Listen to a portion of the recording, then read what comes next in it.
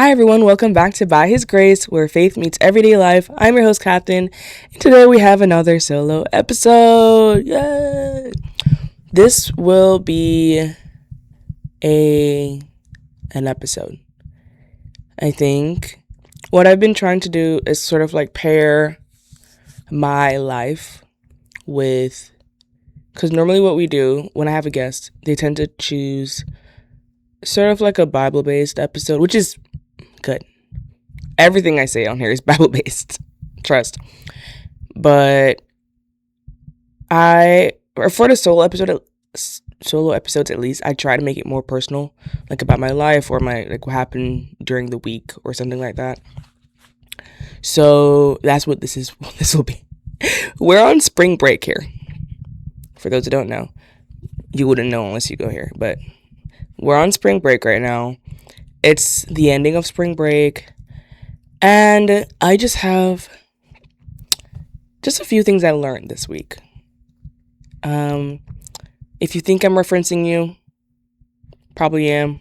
Sorry. But if you also think I'm referencing you and I'm not, then I'm also sorry that I've caused you to distress. But I just wanted to run over a couple things that happened this week. Not in detail, like I'm not going to air out anyone's business or mine, but just a general lesson that I've learned, or lessons, multiple, that I've learned this week. And let's just jump right into it. So I did a lot of things this spring break. I think more than this entire school year, because I have been a lot more secluded this school year. But I've gone out a lot more than I have. Meaning I was a party owl. I was like, ooh, all night. Like, I think my average bedtime this spring break, just this week, I promise, I go to bed at 10. Ask my friends. But this spring break, I've been going to bed averaging 2 o'clock. Not in a brag way, in more of a shocking way. I think I'm really forcing myself to interact with people, and they tend to come out during the night. Not, as I said, not in a bad way. I just I'm up that late. But we had gone out on a little vacation, me and my co-workers, and I think that's what started it, because we were staying up for that. So I just continued. I tried fixing my sleep schedule. I think I went to bed once at like 11. That was about it. Yesterday or this morning too. Yeah, and I probably would have been later if my friend wasn't like, hey, you want to leave? We were at someone's house. But one of the things I'm learning this week is boundaries. Just to build up to that. Segue into it. It's boundaries. I've been learning a lot about my friends, about my personal convictions more and more this week. And there are certain things that I have been very lenient on, or lenient in sort of setting that boundary on. But I think it's something I have to be harder on both myself and on my friends. There are certain things I allowed to happen this week. Nothing detrimental. We didn't break any rules. Just make that known. That for sure would not happen. But there are just certain ways that I believe women should carry themselves, or not all women. This is just as I said, my convictions, what I am now learning, and what I want to implement in my life.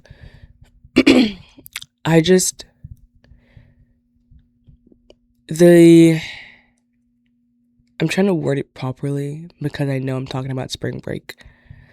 So the people who interacted with me during spring break can easily deduce who I'm speaking of. There is just a certain level of tact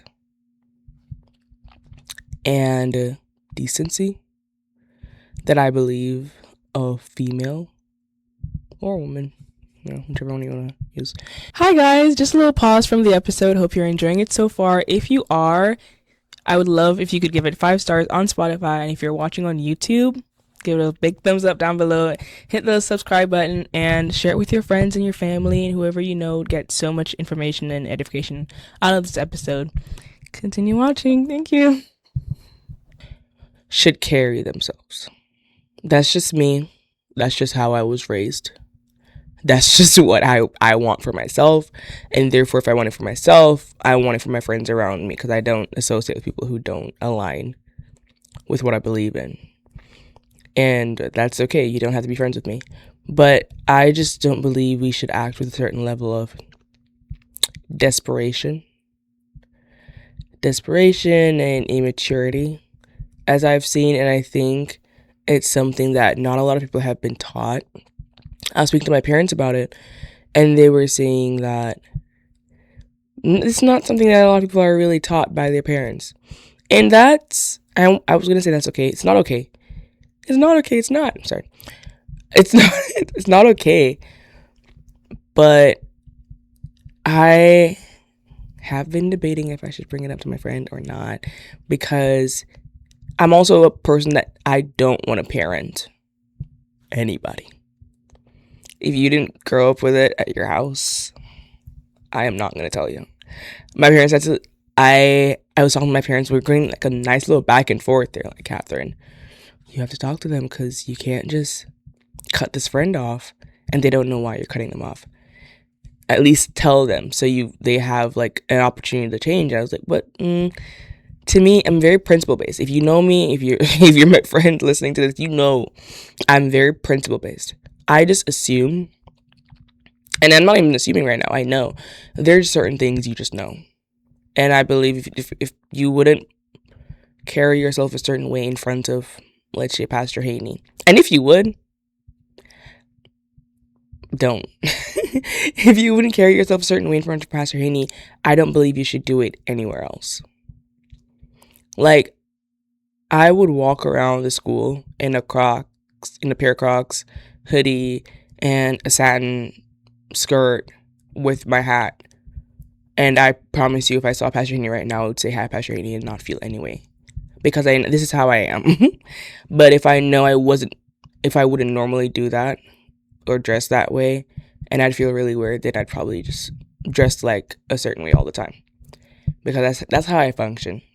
If I'm gonna do one thing for one person, best believe you're getting that same treatment across the board.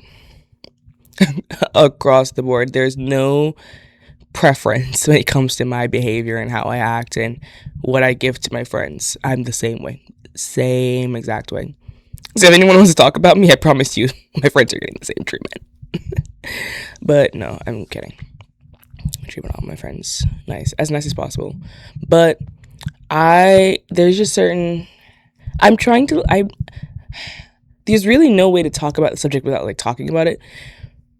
But I don't want to talk about it because it's not my business. And I'm not in the business of airing people's business out. Especially on camera. But I just to all the girlies who watch this, don't act desperate. Sort of like an in their face kind of person. Don't change your personality to try and fit somebody else. This is just like me giving advice. And then let me just preface this with, I am not in a relationship at all. Not even talking to anybody. So take this with the smallest grain of salt that you can get. Okay? But this is not coming from me. This is coming from my mom, my mother, who has grown me. And she's in a successful relationship for 35 plus years. So she's my first lady. So as I said, take it as a grain of salt from me, but it's coming from a good place. Don't act desperate. Men are a dime a dozen. Trust. And I would just suggest you pray about your husband. Or even if you don't want to pray about your husband, just pray to God that you don't talk to the wrong person. or pray that you have a sense of self when you do talk to someone, because there is a little issue that people can get where they try so much to be like this easygoing, yeah, kind of person, like in your face, and that's not good. It's and I'm not saying you can't be extroverted. Two different things. You can be extroverted and not desperate. Extroverted just means you can hold a conversation and you're good in social settings.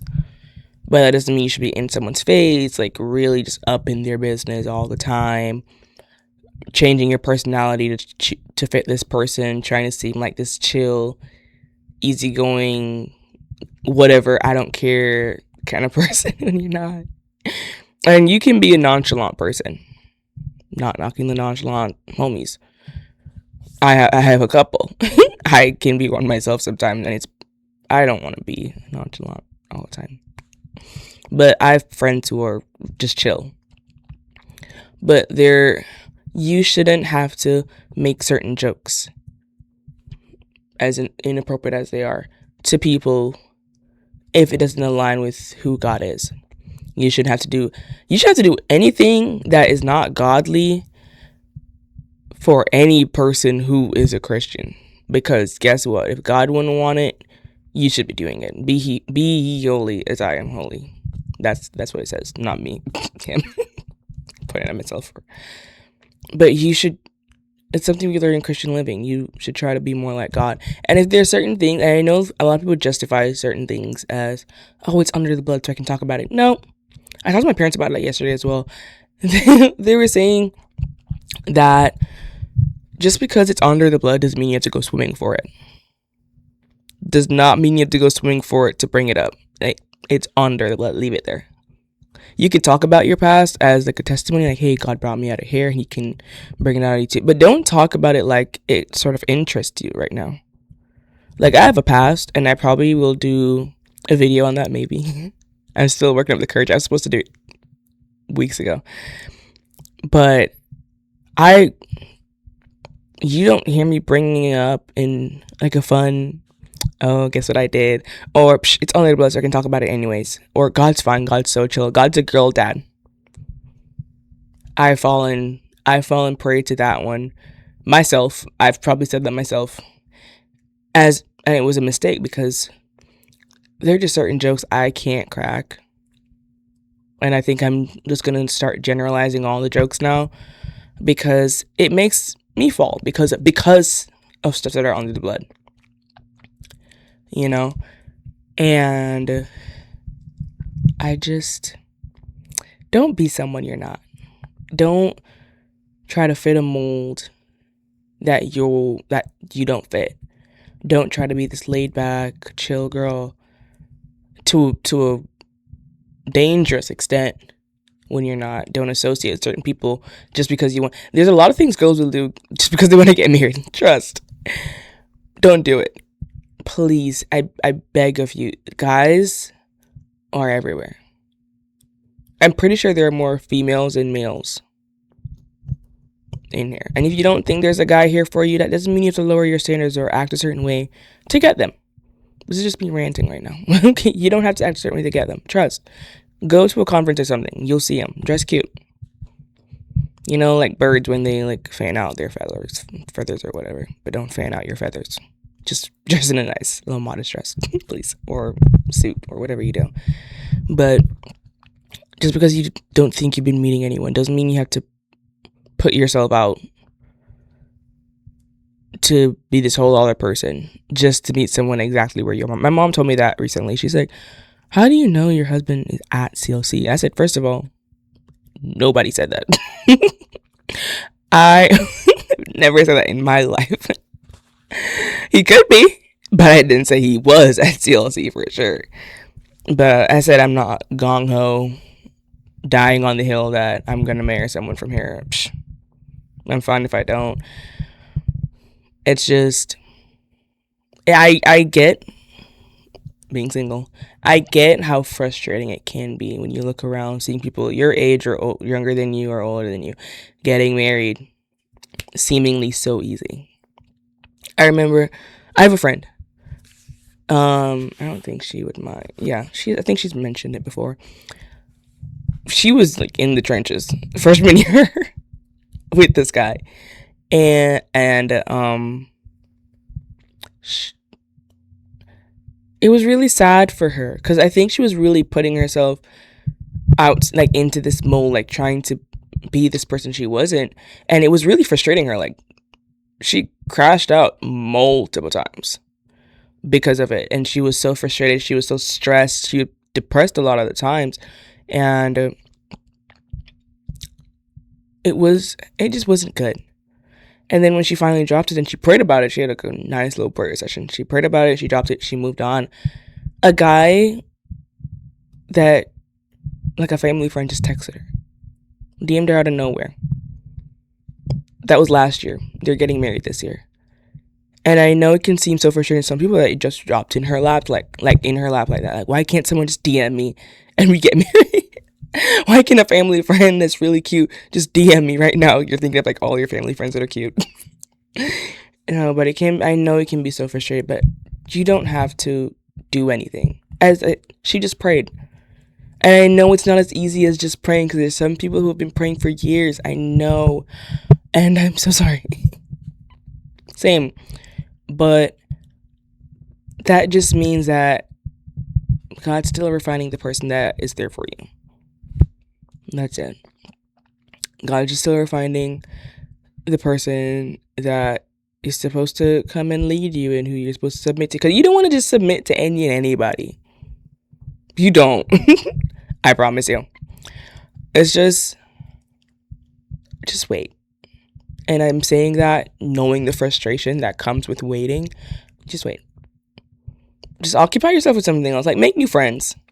I've made new friends, and I don't think I've thought about... I might joke to my friends about it, but I genuinely don't think about, like, guys when I'm with my friends. At all. Unless they probably bring it up. But I'm so focused on having like, a good time with them. I don't even... Like, last night, I was just playing games.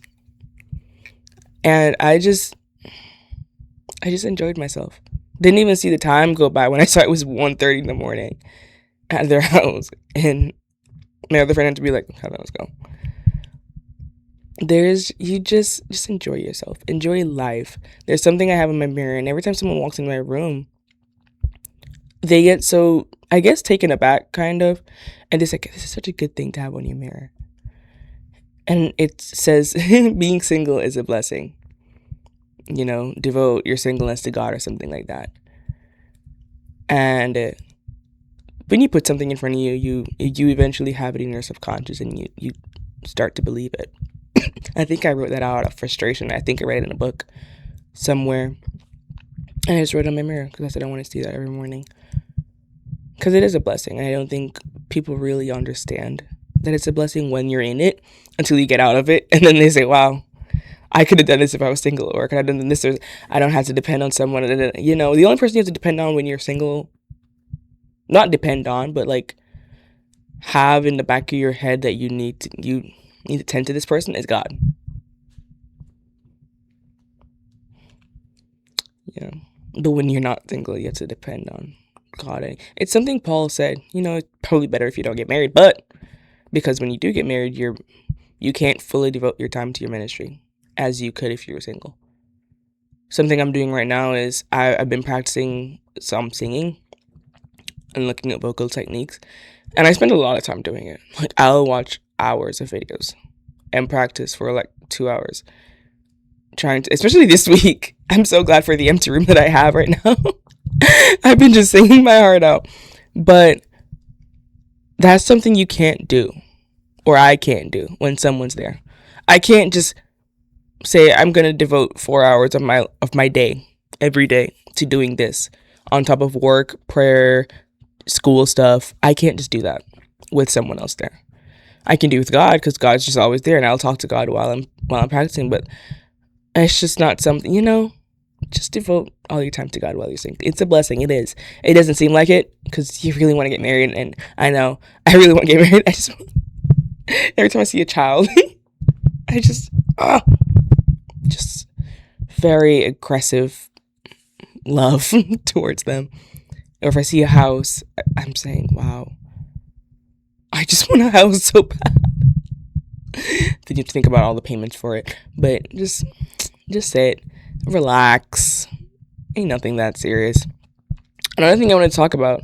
How long did I talk about that for? I don't even know. I'm scared to look. I'll take a pause right here till this. Oh, it did. Okay. Let me see.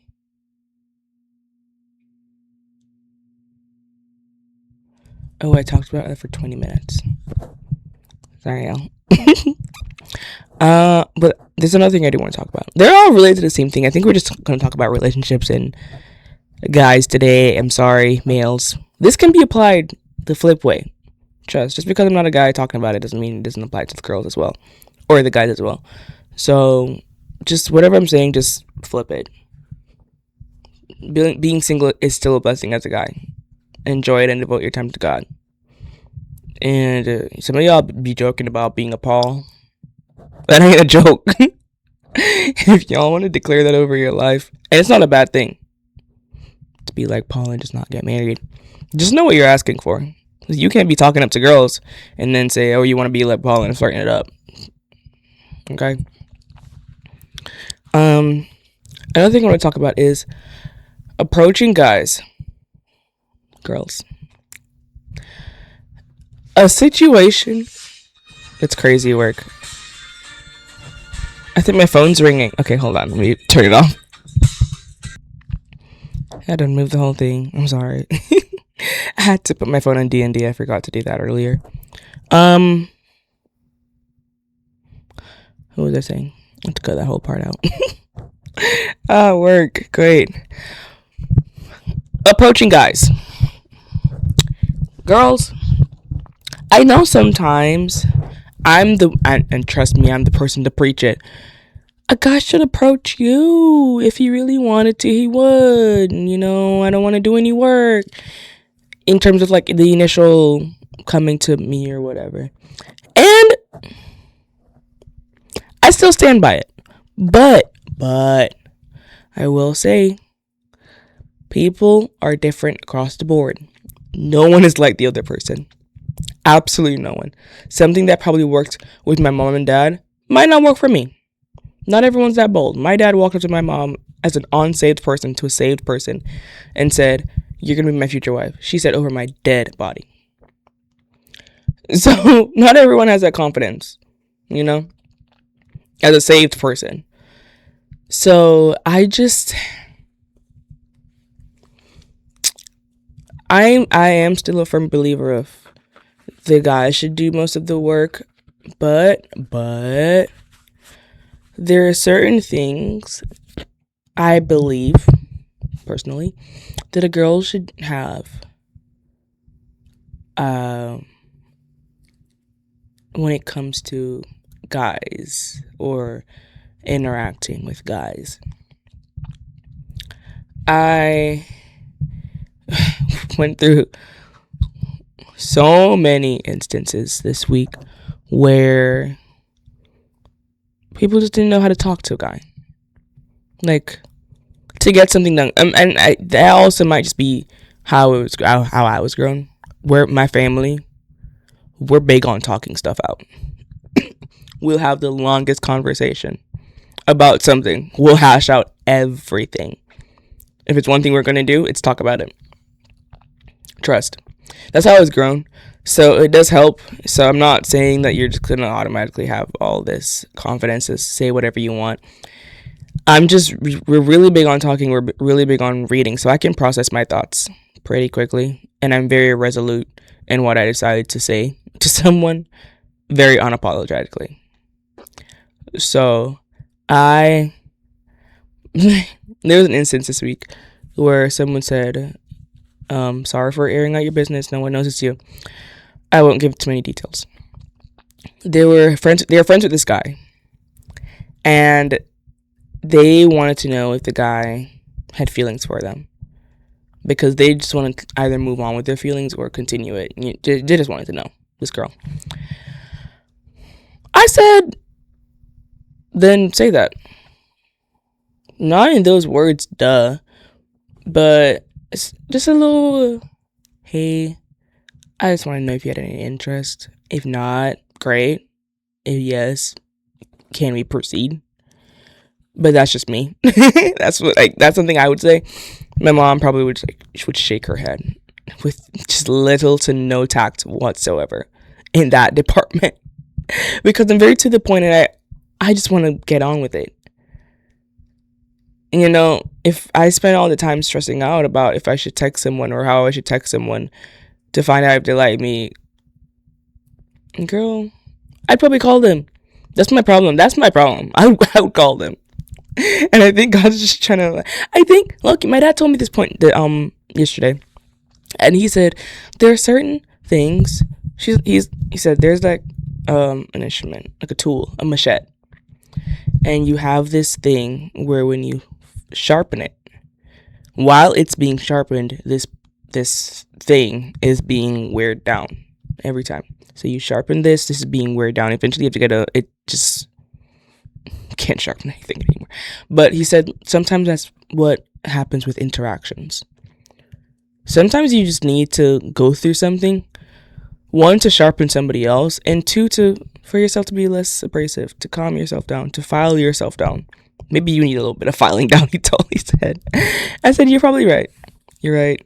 You're right. So I appreciate interactions more, even though it sometimes frustrates me when I have them. It teaches me stuff. And my boss mentioned that as well. She's like, you're learning as you go. Like, now you're learning what to do and what not to do. I said, well, I wouldn't do this in the first place. But that's just, I think when you think things through, not overthink, when you think things through, a lot of stuff becomes a lot easier. When you're just saying what you need to say. Because I think a lot of the thing is people, especially with social media and phone, that darn phone. I know our parents said it and it's true. Phones make us way more self-conscious and we overthink a lot more because of technology. We overthink because of how comments are. Have you ever seen like an Instagram comment section or a TikTok comment section? Or a Facebook like, because you see so many people's opinions on a daily basis, that's not normal. Let's just start there. That is not normal. You are not supposed to hear more than, I want to say, 30 people's opinions on one given thing at one time, at one go, at that speed. And 30 is stretching it. I was initially going to say 5. At that speed. So like every single 5 minutes, you're not supposed to see that many. I get overstimulated, or not overstimulated, I get stressed hearing 5 different people's opinions at one time in a conversation, face to face. Imagine 30, 40, 1,000, 34,500. You're not supposed to hear that many people's opinions in one go about anything. So stuff like that stress you out, and it starts making you overthink. What is this person thinking? What is this person thinking? What is all these people's person like thinking? And then you're just in a state where you're overthinking everything. And that's not good. And it is that darn phone. I'm sorry. It is. And I'm not going to say take a break from social media and then you'll become this amazing, say what you want kind of person. But a little break can do someone good. What I think is my thing. I grew up, as I said, parents are very big on conversation. So that's one. Family dynamic already helped me, so praise God. And I also didn't really grow up with a phone. I don't think I had my first phone till, like, proper phone, like with social media, till grade 10. I was in grade 10. 2 years before I started university, I got a phone. Before that, I had my tablet, but that got destroyed. But I would just text people. Like, we just have one-on-one conversations, like texting, or group chats. But for me, group chat is like talking to someone in person. That's different. Because how fast people are speaking in the group chat. If anything, it's slower than how it would be in real life, because people wouldn't have to type it out. They just say it. And your fingers move slower than your mouth. So, I don't know. I think there's a lot of things that for sure play a part in how people interact, especially your friends for sure play a part. If someone's beating down on you every time, you're gonna start second guessing what you want to say. And my friends, my friends beat down on me sometimes, not in like a bad way. Jamaicans can be very abrasive or aggressive sometimes, but I have a backbone, and my friends know I have to calm down sometimes, because I'll say something with absolutely no sympathy, and I think it's a learning thing. God's softening me little by little by little. So hopefully that continues to work. But what was I saying? I don't know where I was going. I forgot where I was going. Oh, how to carry yourself in approaching someone. I was saying that not everyone is the same in terms of the guy is going to come up to you. Sometimes you just be very clear with a guy. Sometimes you do. Be like, hey, what's the deal? Are we talking or are we not talking? Are we dating or we're not dating? Do you like me? Or are you interested? Yes or no? So I can move on with my life. That's me. I'm very talk it out. It gives me more clarity, and I believe that's something everyone should adopt. I also believe that, I don't know, stop overthinking stuff. Because the thing with overthinking, you're thinking things that people don't even think. It's like I used to hear people say this. You'll blame the devil for something, and he'll be shocked. Because he's like, I didn't even think of that, but that's good. Thanks. Something like that. You're giving people too much credit for having the thoughts that they have. They don't have that much thought. They're not thinking that far. Trust. There are some things that people do and they think that I thought something and I'm saying, what? I didn't even hear what you said.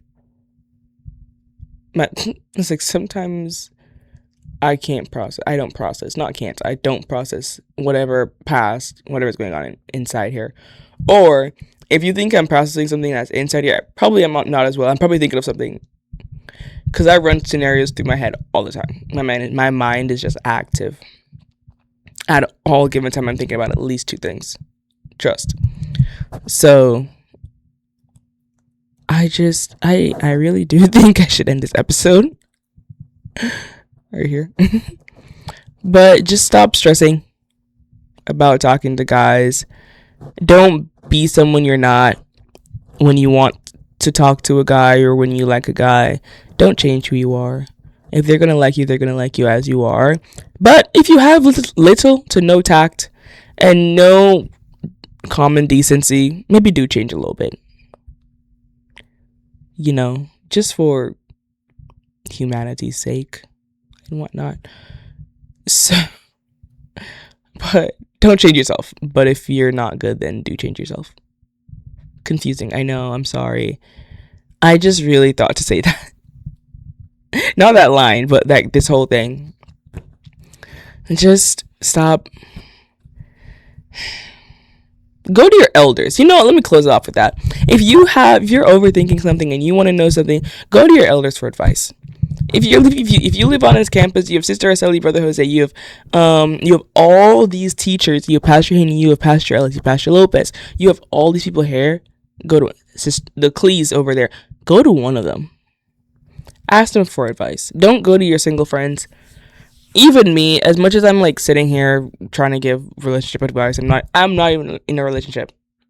So I really truly don't know. I can only tell you what I was taught from my parents. Or what I was taught based on what I see from my parents. I can't tell you anything else because I'm not in a relationship. Talk to your elders. Please. The best way to go about life and to have clarity of mind is to, one, pray about it, and two, talk to your elders about it. Talk to your spiritually led elders. Go to Pastor Haney if you have any questions. And people always get like a little shocked when I say that. Sometimes they're like, what do you mean go to Pastor Haney? You don't disturb him. That's what he's there for. That's his job. I'm saying that in the most respectful way ever. I go to him for the most random things. He doesn't even know who I am.